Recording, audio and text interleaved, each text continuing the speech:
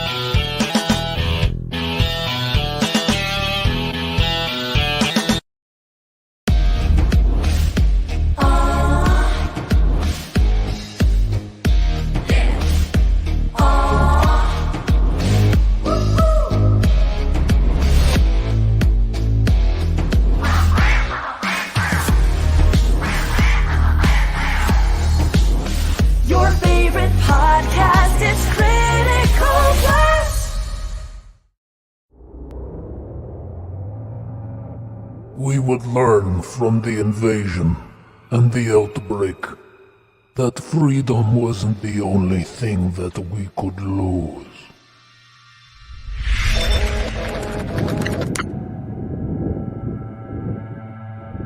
Prison, however, taught me that there was worse fates than death.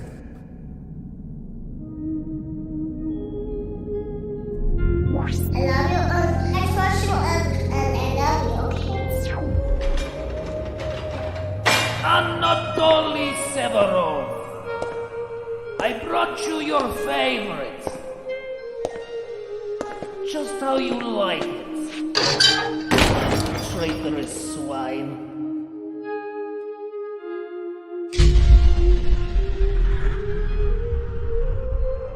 And now, I will teach them all that there is nothing worse than me.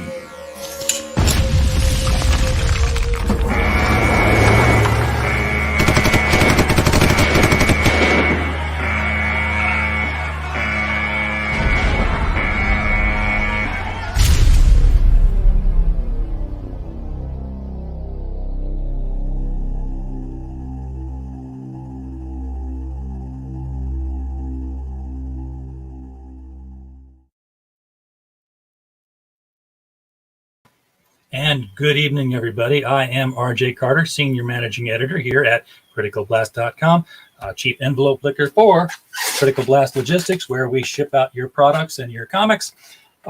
Myopic proofreader for Critical Blast Publishing, and I answer the phones for Critical Blast Consulting. And that last video, you can take off that coming soon business, unless you just want to assume that it's coming soon to your mailbox, because this campaign is underway and taking money right now. So get your wallets out. And please welcome with me to the show, Lee and Scott, the creators behind Red Scare. Guys, how you doing? Good. Thanks for having us. Always glad to have guests on the show. It makes it so much more entertaining than just me talking to nobody. I do that enough in the house as it is as I wander around. Just Yeah, same here. So Scott, you're a busy guy writing comics. I mean, you were just on here not long ago with your last project. Where in the process is that, by the way? Periwinkle's doing well. We're currently about halfway done. Arturo, he loves the project so much. He's putting in an amazing amount of detail per page. So it's not as fast as we were hoping, but I think the payoff's totally worth it because the pages are immaculate. So, but yeah, it's coming along well. And then somehow I tricked these guys into letting me write their books for them. So yes, I'm happy that I was able to deceive them enough to allow them to do so. That's the way to get into the industry.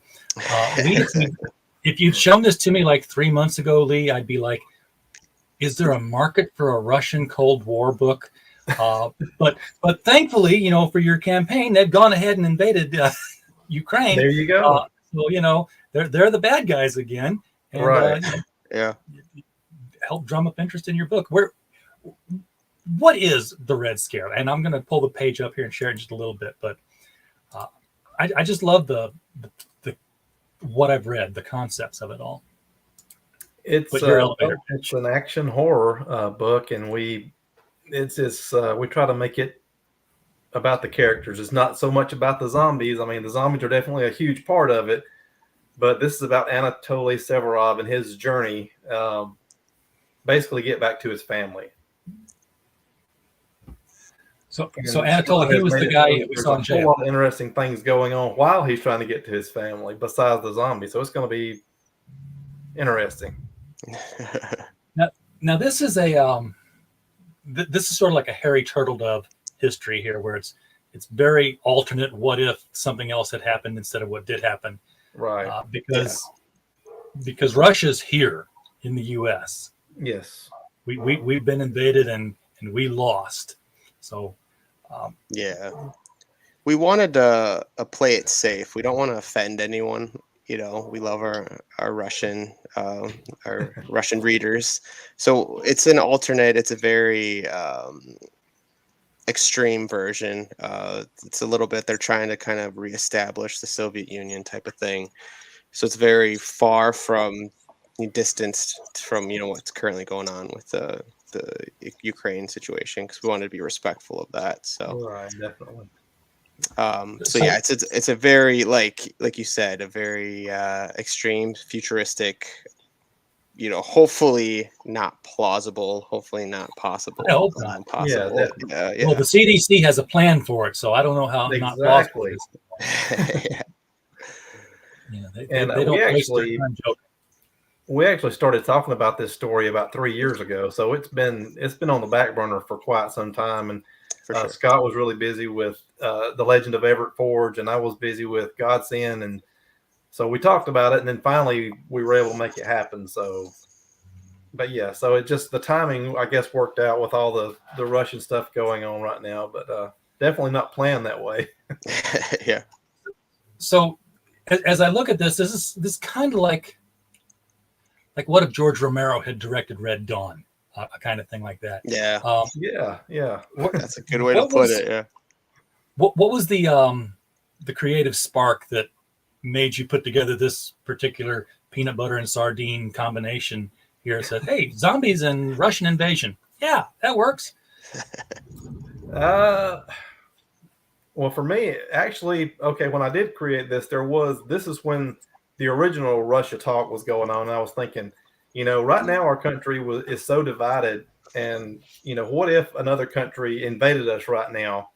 And so that's how it all kind of started for me. And then I was thinking, what if they're, when their soldiers die, they come back as zombies, they've been infected, so we have to kill them twice. And that's how it started. And then, Scott took it and just went crazy with it and did a lot of really cool stuff to make the zombies different, because everybody has a zombie story, and again, like I said, I think the main focus is on, what's going on with your main characters, but you have to do something with the zombies to make them different and interesting. And I think Scott has definitely done that for sure. nobody has ever done intelligent zombies. They're always 95% of the time they're shamblers who want to eat your brain. And then World War Z, they were really fast, but they still wanted to eat your brain. Right. But it's like everybody's running from them. Not one single zombie says, car keys, what can I do with these? Oh, look, and just go. I would think they'd be a lot more dangerous if they would Yeah. Yeah. Zombie driving a sedan down the road. That would be awful. Flash mob at Macy's after midnight. Be there. Click. And then just wait. Yeah, So what are yours? Go ahead. No, I was just gonna say, Lee proposed, talked to me and proposed a zombie book, and it is a saturated market, similar to most superheroes, as far as saturation goes. But his turn on it, his take on it, was really fascinating to me. To use this as a weapon, a weaponization of a virus. So if your ground assault doesn't work, you have a secondary you fall upon, which is the zombie virus. And then it clearly works because the story picks up about years into said invasion. I just love that concept. So I was like, all right, I'm like, let's roll with that. Because I mean, anyone else, if anyone else would have come up to me with like, hey, you want to write a zombie book? I'm like, nah, probably not. But Lee drops that bomb on me. I'm like, dude, all right. And then like the layers to it, like where the soldiers are actually armored with metal plating in their skulls to prevent headshots. Like, I'm like, okay. Like, all right. So they were pre-prepared to become zombies. Exactly. Yeah. We're going over here to die and come back. Yeah. So it's like, okay, I'm in. Let's do this. Now you got armor-plated zombies that you can't get. Wow. Okay. What this kind of reminds me of, and when I say kind of reminds me of, it's very loosely reminded me of it. It was a book from last year called Confederate Monster.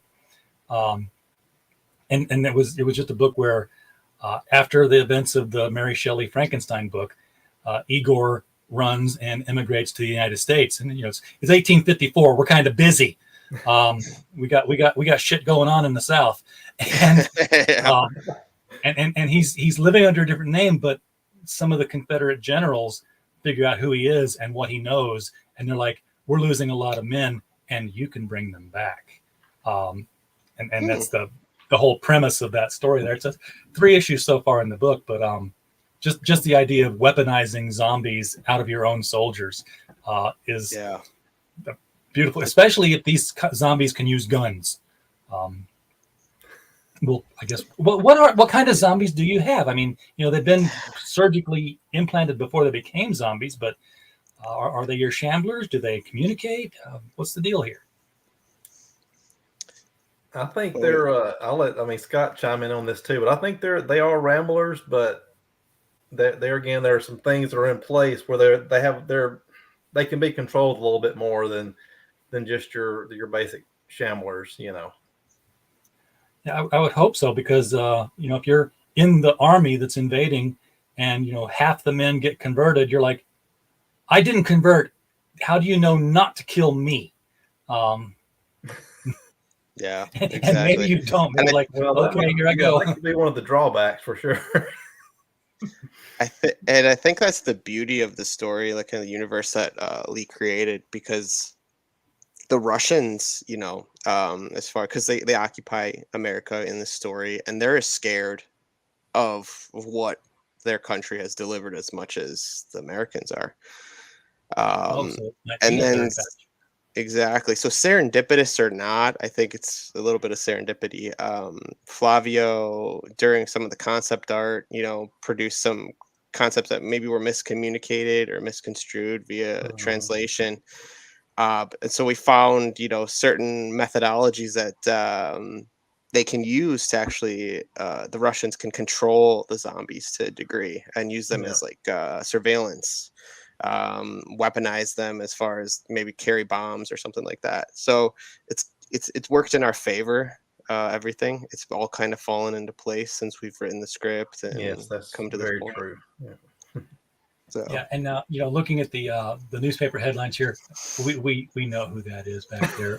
It sort of sets the time, and it sort of sets what we have available to use. I mean, we have the atom bomb, but we're not going to drop it on our own land. By the way, your number just went up. Awesome. That's what we like to see. That's what we like to see. Yeah. That's why Alan is telling me that it's been backed, and I need to play the clip because thanks, Alan. This is what we call our shake and bake moment, guys. We love Alan. It goes I definitely love Alan. We get to talk a lot, but yeah, our shake and bake moment goes like this every time somebody backs a project while it's on the show. It's shake and bake, and I help. I love that. Thank you to the chat and to Alan. We always love it when somebody watching the show gets out there and backs a book. Mm-hmm. Yeah, that's awesome. Especially when it's Alan. We love Alan. Yeah, his money spends better. It does, yeah. This page in particular, though, I want to make a note. I talked to Lee. I'm not a big fan of narration or anything like the sort. So I'm like, how do we get the quick history to the reader without being that, kind of here's what happened. Right. So the newspaper articles were cool, and I think Flavio and Lee actually worked together hand in hand in creating this page. It just kind of gives you a brief synopsis of what transpired before the book actually starts taking place. And I love how get it the whole turned thing out. here. Yeah. You know when it is, the name of the program, it's top secret, they come back to life, headshots unsuccessful. We're set. Let's right. go. This was the most concise way to get all of that information across. Yeah. Yeah, that was definitely I was happy that Scott came up with that idea because I mean it works if you just have a page that's tells this is 5 years ago this happened and here's where we are now, but that's so much more interesting, and really Flavio did a great job with the visuals on that too. So yeah, and the art and the coloring especially I really think sets the tone for this. Did Flavio do his own colors, or have you got a different colorist? yeah, he did, and we actually I don't know if you know, but we actually had this last October. We launched this and it was unsuccessful, and we just went with black and white because we thought that Flavio's art was just so gritty and it just really fit the story so well that we went with black and white, and the only color we had in the book was blood, the red, a little bit of Frank Miller style going there. But did you save that? Artist edition color. So with this one, we're offering color and black and white. You can have the best of both worlds. But yes, Flavio did his own colors, and they do fit his artwork very well. Yeah, yeah, and this is of course the scene that we saw animated in the trailer with even more detail. Anatoly's in jail. Apparently, his jailers don't treat him well, but one of them's an inside man, and he's been given. Looks like a spool of thread. I don't know. Spool of wire, actually, but yes. Yeah. Yeah. It's something that he can use, and he's going to get out. He's built himself a nice little get out of jail free bomb here. And yeah, it's something he can survive. Now he's pretty built. He doesn't seem to be like he's a zombie. I don't know why he's in jail. That's what we'll find out. That's what the story's for, right? But is this Anatoly's story? I mean, as a Russian soldier, we're following him, or is he like one of the bigger players in a larger story? This is Anatoly's story. There are going to be a lot of other characters, a whole lot going on, but yeah, this is his story. Yes. Okay. So I didn't pay attention to the narrative. Is he in Russia at this point, or is he in a Russian jail in North America at this point? Yeah, it's North America. So I gave a shout out to my home state, Wisconsin. So it's northern Wisconsin, which can get brutally cold and mimic very much like Russia. Yeah, exactly. But yeah, I think again part of that sort of trying to avoid I agree, Mike. Yeah. Trying to avoid what's already been established with the zombie genre. We've tried to subvert as many expectations as possible. So, with starting with Anatoly and then jumping to the next character. You're not sure who is the main character, who to root for at first. Right. So I think that was kind of the appeal. It's trying to kind of keep the reader guessing as to what's going on and whose corner should I be in. Right. Right, because given the setup, if I'm told, hey, this is a book where the Russians have invaded the U.S. and they turn into zombies when you shoot them, I'm thinking something like V, where there's like this underground resistance movement. We're looking for their weakness. We're going to have little adventures in segments, and we're learn something each time. But that doesn't seem to be the case. It's going to be Anatoly's story, and like you said, we don't know whether we should root for him or not. What role he played, if any, in the actual invasion. I love this cover here. Isn't that I'm great? assuming that actually says Red Scare in Russian. Because that's Stan Yak's cover, and he's Russian. So yeah, we got him to do that for us. That was awesome. Yeah. There's a little bit of an inside joke behind that one because I doodled something. It looks horrible, but essentially the idea was that they were standing on like a broken statue of George Washington, and the idea was to establish the dystopian America that they were standing on. And Stan ran in this different direction where we see kind of a Russian America almost. Yeah, statue of Lenin at the Capitol. Yeah, exactly. So Lee and I were sitting there kind of brainstorming, and we were like, what if we wrote the title and got it translated into Russian, and then had that new logo placed on it and made it a Kickstarter exclusive. And we were like, all right, sold. So we got Stan, because Stan's from, I think, Russia, right? I don't want to speak out of... I think so. Yeah, so he gave us the correct way to logo it. Dave Lentz, the magician, stepped in, of course, and got the logo set up. So this is only exclusive to this Kickstarter. So you won't ever get that cover anywhere else. And I think it's just... That's a fantastic idea. Alan's got a good question here, too, because you guys said you launched this before and it failed when it was in black and white. Do you think it was because it was in black and white? And if not, what advice would you give to those who launched an unsuccessful first-time campaign? Now that you know how to get a successful campaign. I think the black and white was part of it, but I also think that I didn't have any higher dollar tiers, and I think that really helped adding some original art and some things like that. Some chances to be drawn into issue 2 and that sort of thing. But just to be honest, maybe it was more the black and white than I thought, because we've really had a lot more. I think we're up to, we already have more backers now than we had the entire campaign last. I think we had 80, I want to say 87 in the last campaign. Roughly around there. You're at 94 right now. Yeah. So maybe, maybe the color, and I know a lot of people just don't like black and white, but yeah, that, that's, with that being my first Kickstarter, it was definitely a learning experience. And, I listened to what other people had to say, but I think it's one of the things you have to do yourself, and you kind of learn what you did wrong the first time. And, make interesting, maybe the time of the year, like Mike says, that's true. It was getting near the holiday season when that ended. Oh, yeah. That's a horrible time to launch. We were concerned with that because we launched, I think, right around October. So it's a heavy saturated market, especially for horror books. So and then, Scott, you can attest to the holiday issue, because like you don't get me started. But where do you launch a Christmas book so that it comes out at the right time, but funds because people will pay? Well, I couldn't have put it better. But yeah, I think time of year, I think the fact, it's almost a rite of passage too, to have your first Kickstarter kind of, but I wouldn't even say Lee's first Kickstarter crash and burn like mine did. I mean, it was relatively successful. I think it just got buried between all the other horror books that were coming out at that time.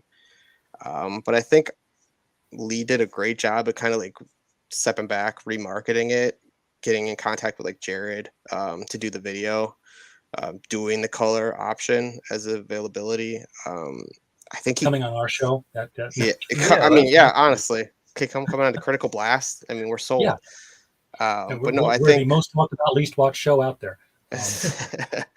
but no, I think Lee did a great job at kind of taking a step back, absorbing the information that he was given, and then coming back with with a vengeance. So, yeah. Well, I'm glad to see it's successful this time, and it's going to be coming out in June, which really is just right around the corner. So, I guess because you already had all that time with the previous campaign, this is a done book. This is a thing. It was actually done for the first campaign. We already had the book. It's been finished for a while, but now we did go, of course, add colors. But other than that, the book was completely ready during the first campaign. So yeah. Yep. Now this one's interesting because not only do we have the zombies and we have Anatoly up here doing his best Ash. He's just killing things right and left. You got this prominent wolf right here in the front. Is this story driven, or is this just like really cool on the cover to have this? That is actually a dog, a German Shepherd. But yeah, that's Argos is definitely part of the story. We kind of added him in actually later on, didn't we, Scott? He was not there in the very beginning, I don't think.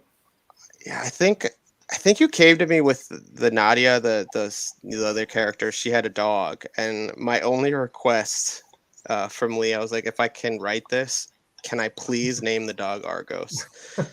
I'm a big Greek mythology fan, so I love the story of Argos with Odysseus. So my wife would never let me name our dog Argos. So I'm like, can I at least name this dog Argos? So that's how we got ex-wife that. hated all of my ex-wife hated all the names of our cats because I had Persephone, Antigone, Calliope, and then she got a Persian. She's like, well, at least you can't name it one of those stupid little Greek names. I'm like, I know I won't, Shahrazad. And I love it. She was a Persian cat. What else are you gonna name a Persian cat? Right. All right. I knew you were good people. And when you find out Shahrazad means lion born, it's a cat's name. Come on. Right. Just go with it. Yeah, there you go. You're good people. Now this is a black and white edition cover. Is this cover reprinted in color later on down here? I didn't notice. It is or not. Is it just... No, I decided that was actually the artist that Gab Sarah was actually the original artist that I wanted to do Red Scare. And I love his artwork, but there again, I think everything worked out for the best because I don't think anybody could have done it better than Flavio did. But yeah, I decided since we're doing black and white that this would just be the one and only black and white cover. And it's going to stay black and white. It's not really black and white. It's got that sepia tone to it, which really works well for this, I think. Gives a very indie feel. Now here's, Anatoly, and I forget what you said her name was. Nadia, yes. Yeah. And Argos all, and he's geared up. He's like a GI Joe dog. Exactly. Right. Exactly.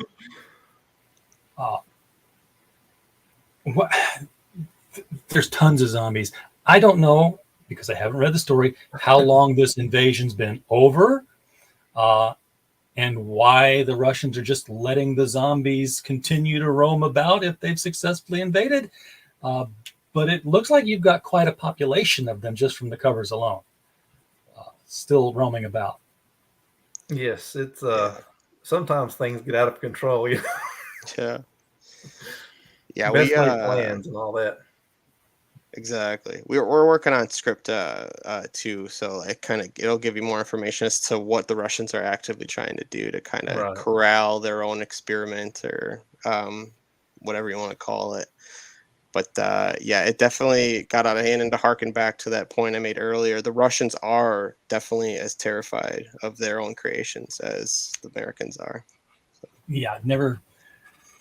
Again, like Victor von Frankenstein, he takes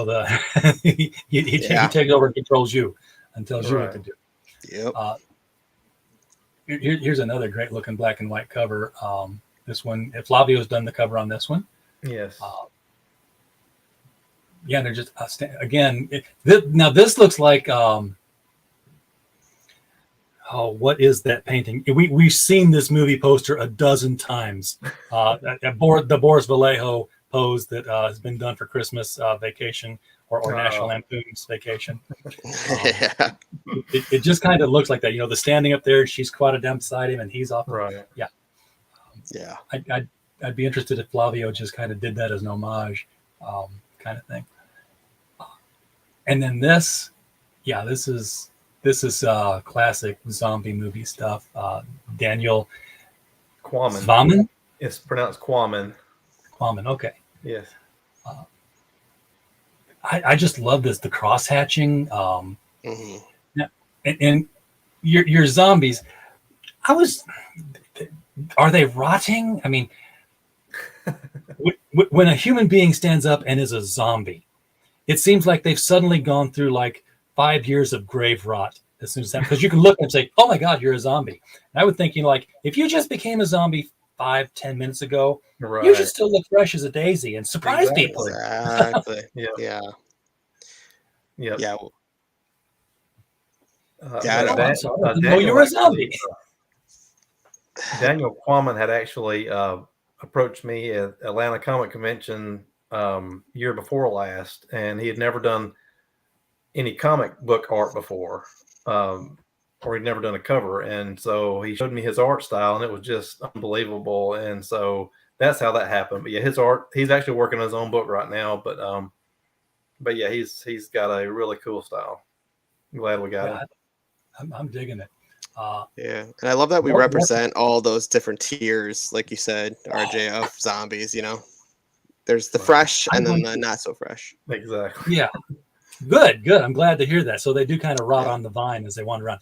I'm going to take a real quick intermission here with the story because it's going to lead into stuff. We have finished putting together, and Alan knows all about this because he's got the PDF. We have put together our next book from Critical Blast Publishing called The Devil You Know Better. It is the follow-up to the anthology called The Devil You Know. This one will have 20 stories in it, all different kinds of genres, comedy, horror, science fiction, all of them involving somebody meeting the devil. And what comes out of that event? Do you sign contracts? Do you have a drinking contest? Do you just meet up in the back of an alley for a tryst? I don't care what, as long as you had a devil involved. 20 great authors. This is completely edited. We're just waiting on the cover artist to come back with the expanded spine and the back cover text. But the reason I take the break now is because we are going to be doing a crowdfunded edition of this book. In addition to the one that's just going to go straight to England Spark, we're going to do a slightly larger hardcover book. It's going to have a signature plate in it signed by two of our authors, Mike Barron and Hart D. Fisher, who both have stories in here. It's going to be limited to the number of copies we have to buy to get funded, plus the 20 author copies that I'm kicking in. This is going to be what the author copies are going to be. And for every $500 milestone we hit on the stretch goal, we are going to insert a chapter illustration by none other than Stefano Cardacelli, Hey, who happens to be the cover artist of this image right here. So, yes, love that. So segue done, and thank you for putting his name out there for me to get the chance to say that all. yeah, he is. I've been following him on Facebook for a long time, and he's got such a different style, and I had to have him do a cover. Yes, he's awesome. Yeah, we've got 2 pictures from him already. We contracted the first 2 on faith, largely because it's a book and we're crowdfunding it. Right. We ain't got nothing to show but the cover. Right. So let's assume we'll hit 2 milestones and say, here they are. And then we'll show you the rest as soon as you get us to them. His are all going to be black and white in ours, but this that's not even a gray wash. It's sort of a camo wash with the red splotches. This is awesome stuff. Yeah. That arm is straight out of a Simon Bisley cover somewhere. Right. No kidding. Yeah, Sam Keith and Simon Bisley had a kid. That would be Mono, bro. Yeah, absolutely. And then the dead bodies back here. That's a baby. Come on, what are you doing here? Little baby. Has anybody done baby zombies? Oh my Stay, God, that was- stay tuned. Scott's like, baby zombies. Yeah. Put that down. Yeah. And then you did have the original art tier on this one. It's claimed. It's gone. It's that cool cover that I just said looked like the homage. Yeah. And oh, I see. There is a scene. This was 2 smaller pieces of paper used to make 1 image. Wow. Yeah. It's an interesting way of doing it, but Yeah, he has trouble getting the correct size paper in his country, so he kind of has to work with what he has. So yeah, I I was working with an Australian artist. He was doing sketch cards 4x6, and it's like he sent me the pack to distribute. And like the first half of them were on these nice 4x6 white postcards, and then suddenly they've got the blue rules on them, and they're like, like what happened here? You're like, hey mate, it's not likely you can go down to Walmart like you can. Yeah, right. Like you almost have to chop down trees and pulp the paper yourself where he's at. This is beautiful. What is this? I love that one. yeah, I cannot believe that piece has not been snatched up yet. I love that. Yeah, that's probably my favorite. Yeah, it's $150. It's 8 1/4 by 11, so it's a notebook paper basically. Right. Yeah, it's just smaller, a little smaller than notebook paper, a little longer than notebook paper. Yeah, this is gorgeous. You got your tattered American flag up here. You got your, toxic waste symbol, your protest signs, and there's got to be Anatoly. Oh, and somebody hanging from the overpass. Yeah. Wings, people hanging from the. Wow, so much going on in this. It's a good piece for your living room. It is. It's a very good piece for your living room. And then this one's been claimed as well. Again, a good piece, but still, this one's so detailed. Yeah, I think putting the original art in your campaign this time around was definitely a good idea. Get those high tiers.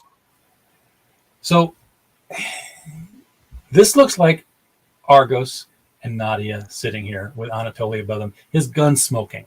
Can you tell us how Anatoly comes to work with these 2 other characters? Because obviously he does, but it doesn't look like it was just a met over coffee at Starbucks and said, hey, you want to help me fight zombies kind of thing.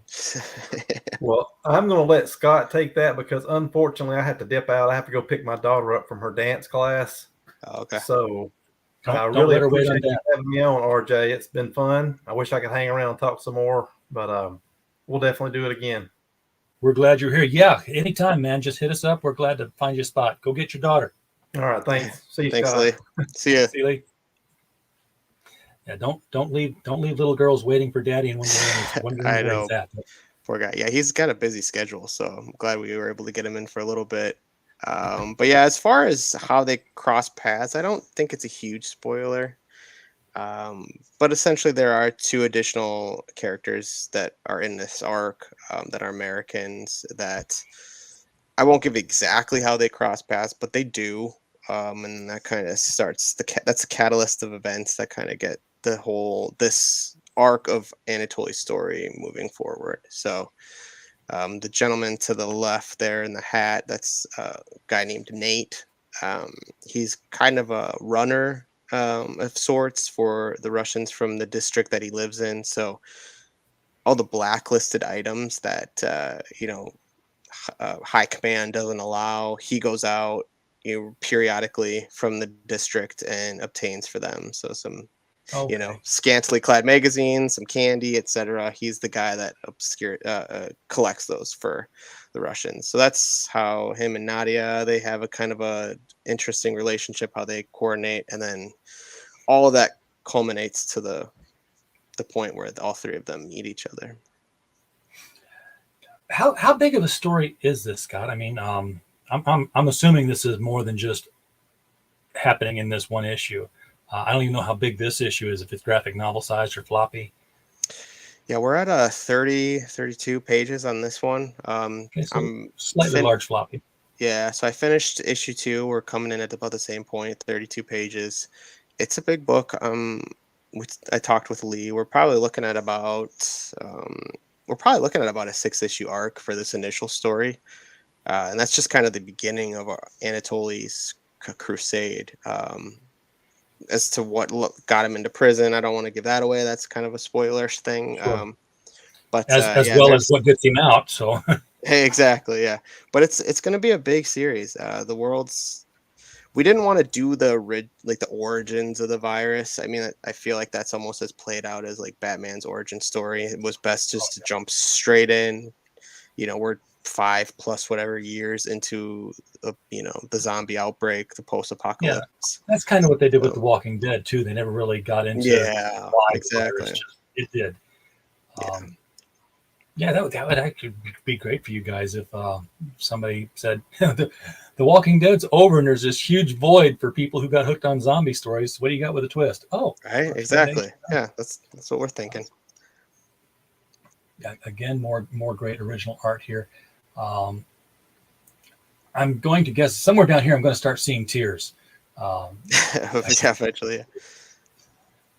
Nice character drawings here of the yeah, including the dog, and all the character sketches have been claimed. So stretch goals. Wow, look at all these unlocks, people. Look at all these locks have been popped for you guys. So backing already is going to get you cool stuff. Exactly. You got the mini print of the original art that I was looking at and saying, God, that looks so good. You got it in colored mini print. Do you know off the top of your head what the measurements of a mini print are? I don't, unfortunately, no. Yeah, because it's something I'm going to frame. Yeah, right.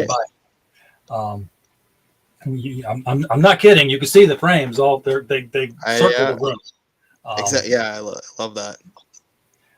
The $2,000 one's been hit, so you got a foil card here. This is all three of the main characters center stage, back to back. And that's the art that Mark Marvita did. Yep. Looks like it's not two postcards; it's a two-sided postcard. You got Stefano's art. You've got Flavio's art. Yeah, this is. Yeah, I love that. Good stuff. So what we're trying to unlock now is Holt #1 by Cedric Hood. So you got an extra comic in the wings here that people can get. Yep, and then another one by Austin, which is a great read as well. So zombies were human too. Okay. Yeah, so that's awesome that Lee was able to collaborate with those two creators, because both of those books are amazing. So now this is Lee's story, and you're the writer of it. As a writer, I'm like, how does that work? I mean, I kind of know how it works because I write the Destroyer, and I know that's not my character; that's Warren Murphy's character. But this was something that didn't exist as a franchise yet. So Lee has got you writing it, but he knows the story. Is he sort of like he's the plotter or the story runner, so to speak? Yeah, I'm fortunate to work with two amazing creators that kind of give me all the Lego pieces in a way. Mike Teener is the other one. They just, I don't know, out of thin air, they create these amazing universes, and then Mike, who's so creative, he names his cat Bill and his dog Jack. Wow.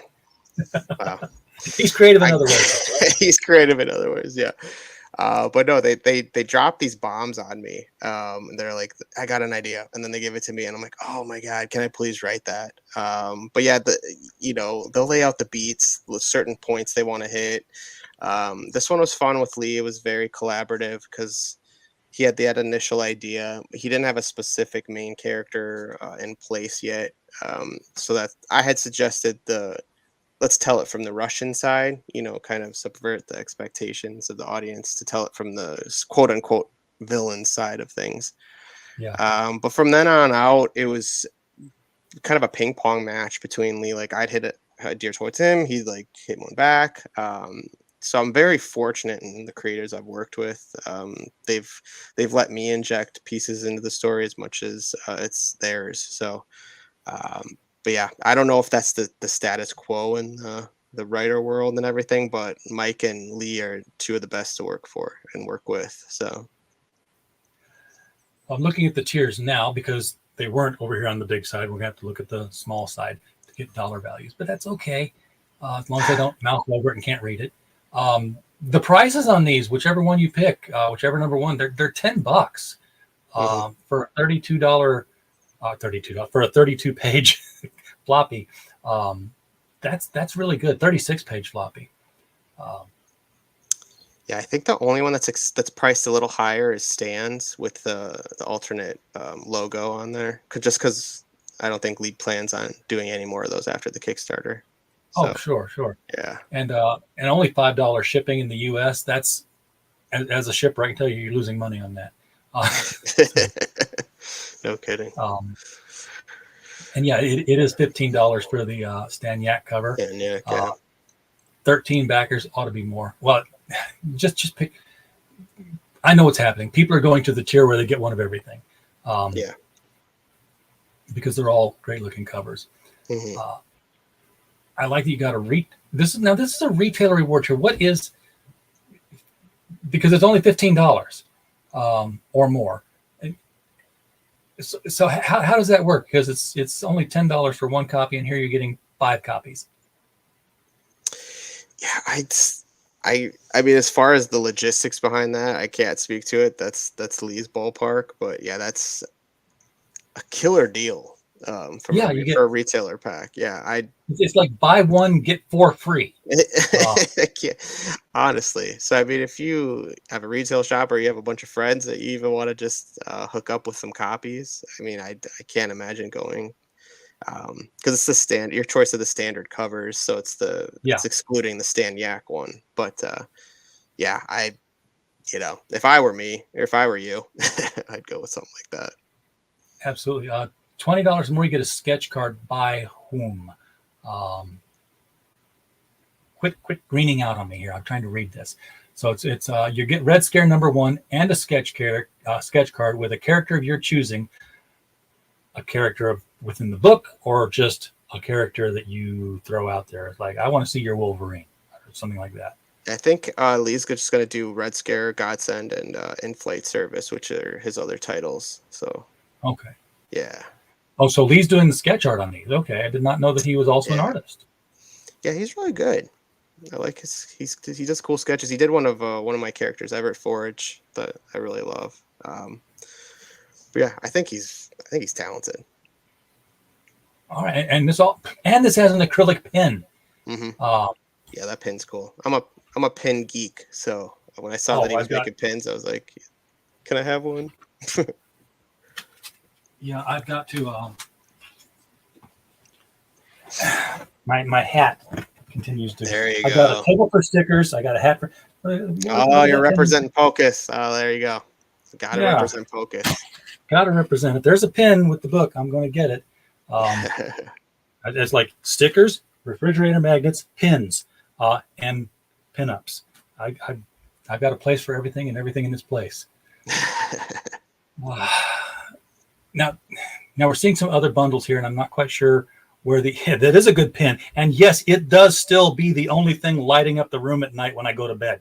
I'll turn these lights off. Yeah. And this little ghost glow up on top of my closet. I'm like, oh yeah, that's the pin. Okay.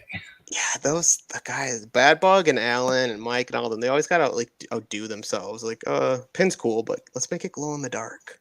It's like, all right, guys, stop showboating. It seriously glows. It's strong. Yeah. So this $30 bundle here, $30 for physical copies of all the first issues of About Time Comics, which includes Red Scare, the book you're on right now, Godsend, In-Flight Service, The Legend of Everett Forge, and American Blade Runner. So that's 5 comics for $30. It's $6 a book. That's a great deal. And those are some great. I'm not trying to boast, but those are great titles. I mean, got Lee's with Godsend, In-Flight Service, Legend of Everett Forge, of course, my first baby, and then American Blade Runner. I haven't actually had the chance to read yet, but it's a fantastic premise.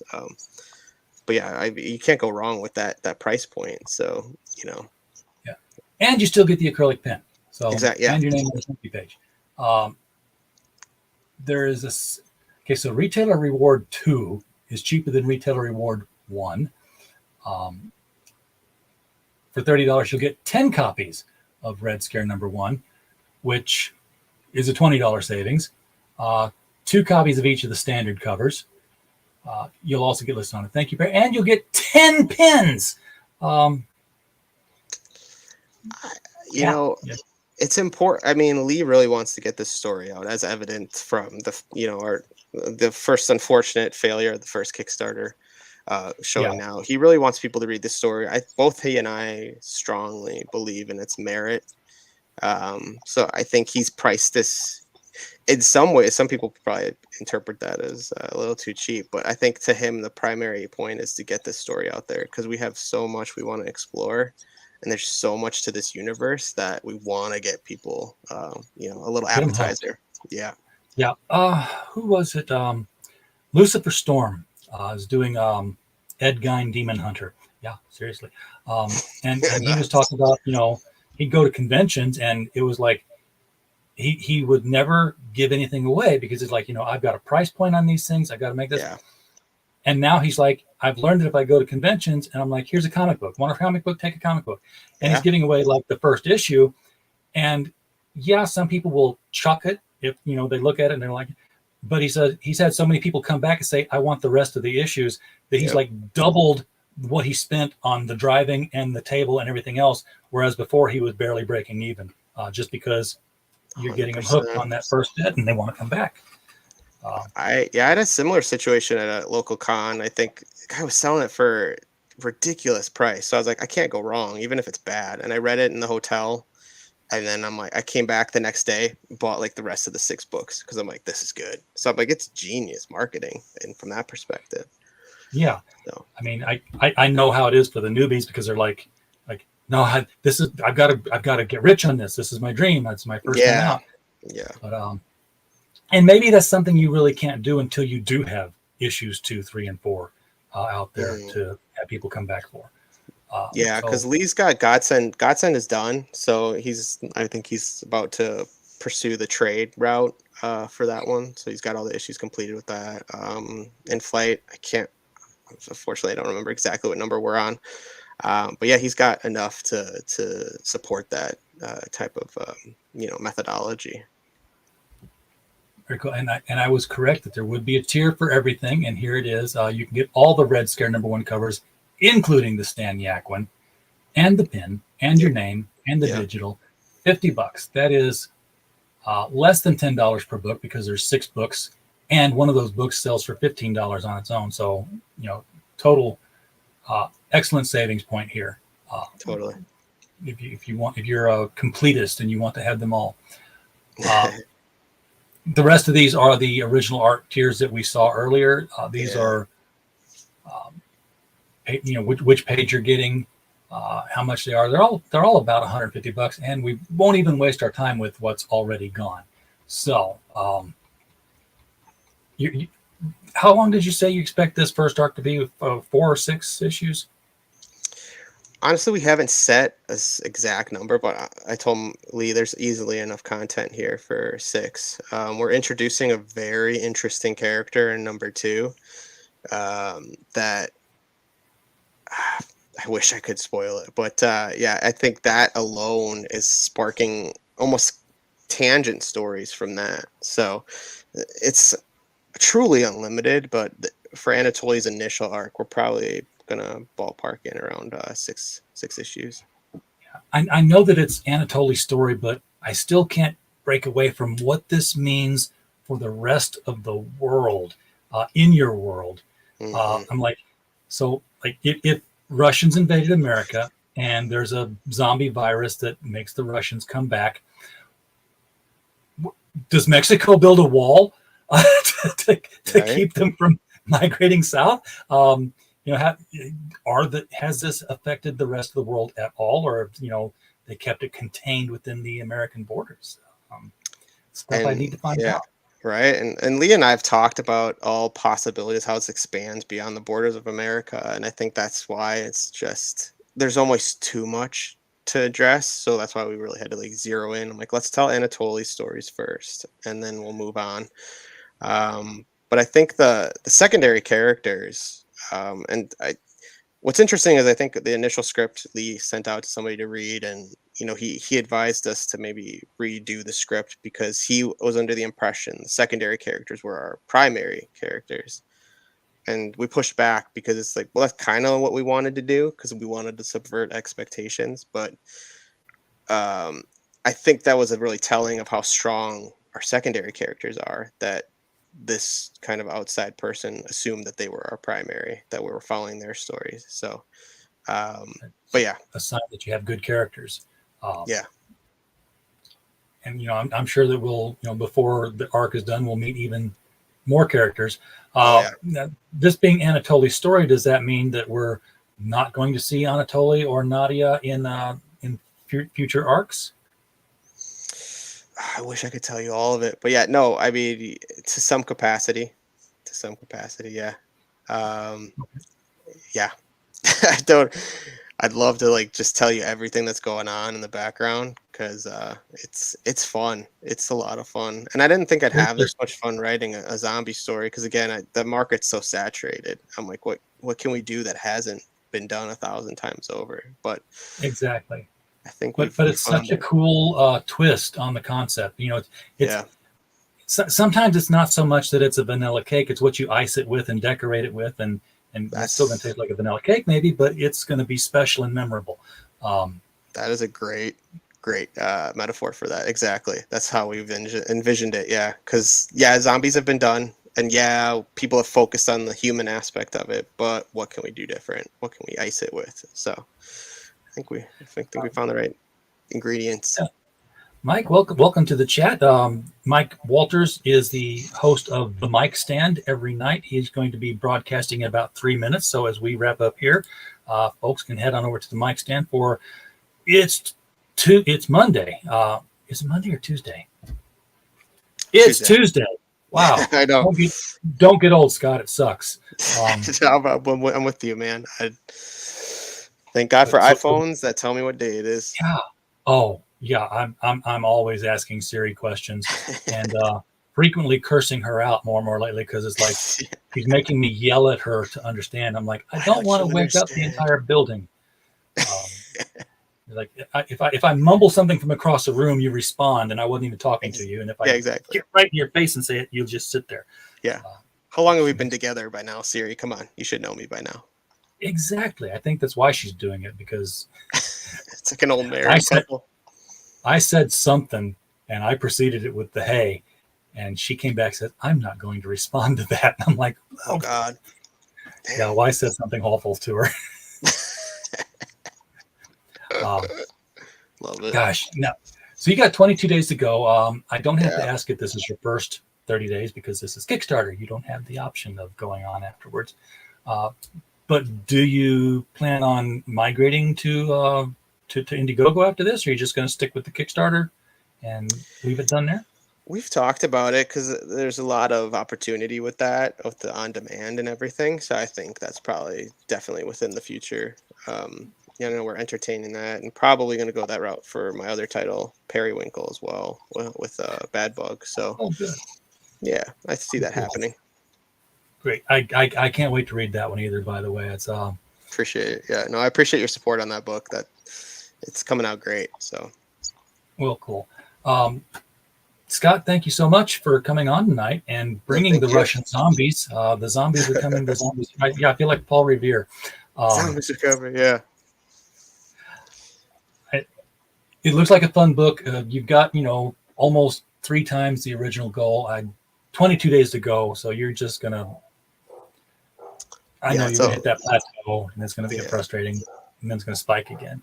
Yeah, we're in the dead zone right now. So, but I mean, comparative to what we were at the last round, so, I mean, this is a huge win. So, yeah, absolutely. Good job to Lee. I'm sure it's going to go well for both you guys. And 22 days, that's a long time to go. If you guys want to come back near the end, put one final push in, we'd definitely be happy to have you on and talk about zombies some more. That'd be great. What we can do with it. Awesome. Folks in the chat. Yeah, glad to. Folks in the chat, we're very appreciative that you're here to watch our show. We don't have a show without you. And as always, while you were here, we just hope you had a blast. Good night.